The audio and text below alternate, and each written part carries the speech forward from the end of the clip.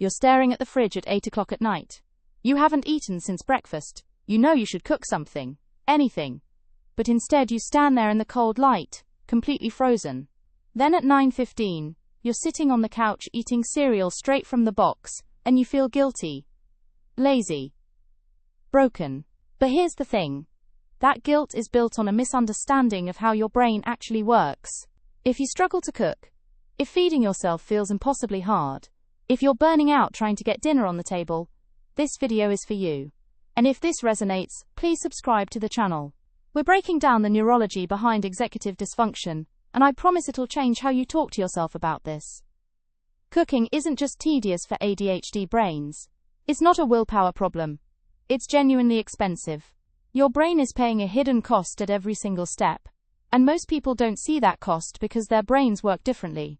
So let's walk through the 5 hidden costs that make a simple weeknight dinner feel like a boss-level task. The first cost is initiation. This is the hardest one for a lot of people to understand. Your ADHD brain doesn't have a quiet internal nudge that says, hey, maybe it's time to think about dinner. Neurotypical brains have a steady dopamine signal that builds as a task approaches. It's like a gentle alarm clock that gets louder. Your brain, the signal is much quieter. You need something external, a timer, a text from a friend, hunger so extreme you can't ignore it. Without that external cue, the task just doesn't exist in your mind. It's not that you're lazy, it's that your brain doesn't generate the starting signal on its own. You might not even realize you're hungry until you're shaking and irritable. Once you finally start, you hit the second cost, working memory. A recipe asks you to hold too many things at once. Chop the onions, save the cutting board, heat the pan to medium. Remember the oil is somewhere in the cabinet. Think about whether you have garlic.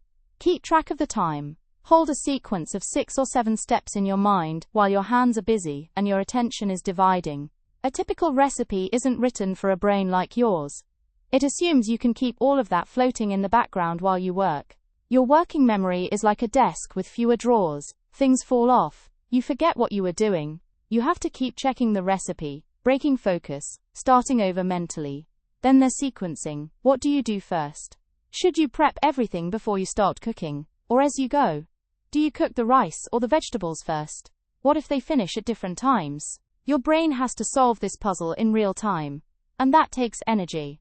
And if you get it wrong, if the rice is done but the vegetables are still raw, you feel the failure immediately. That's not a small thing.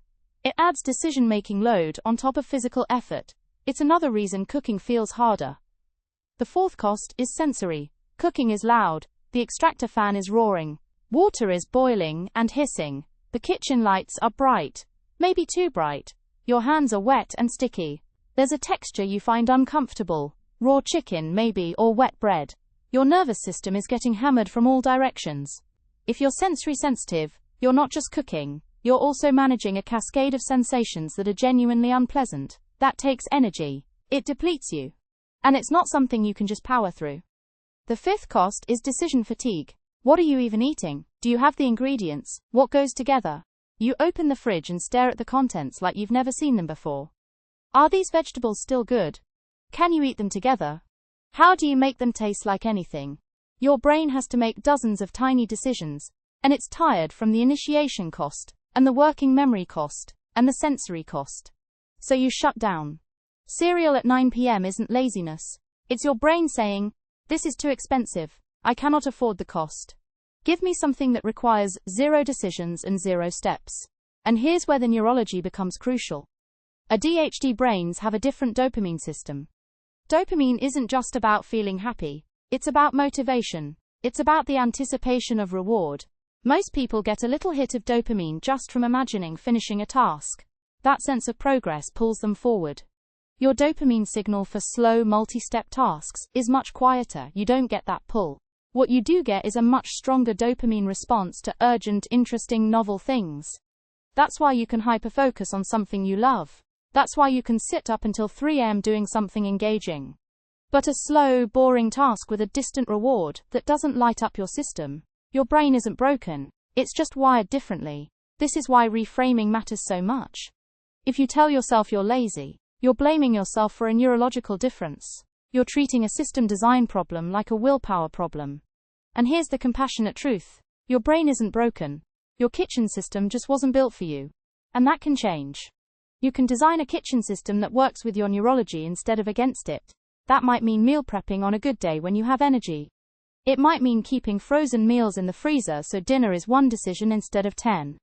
It might mean cooking with someone else, so the initiation cost is shared.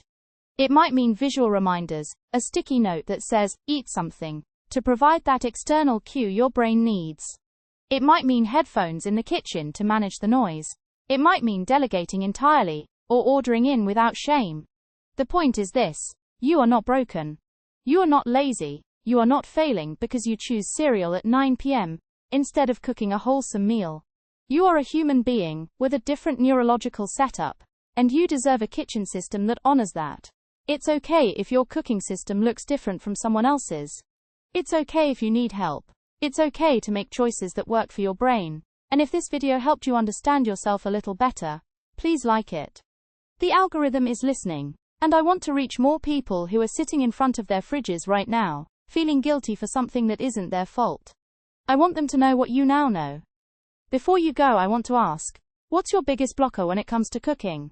Is it the initiation? The sensory stuff? Decision fatigue? Leave a comment and let me know. I read every single one, and hearing your experiences helps me make videos that actually matter. And if you haven't subscribed yet, please do. I'm making more videos about ADHD, executive dysfunction, and system design, real practical stuff that might actually help you build a life that works. Thank you for being here. You're not lazy, your brain is just different. And that's not a flaw.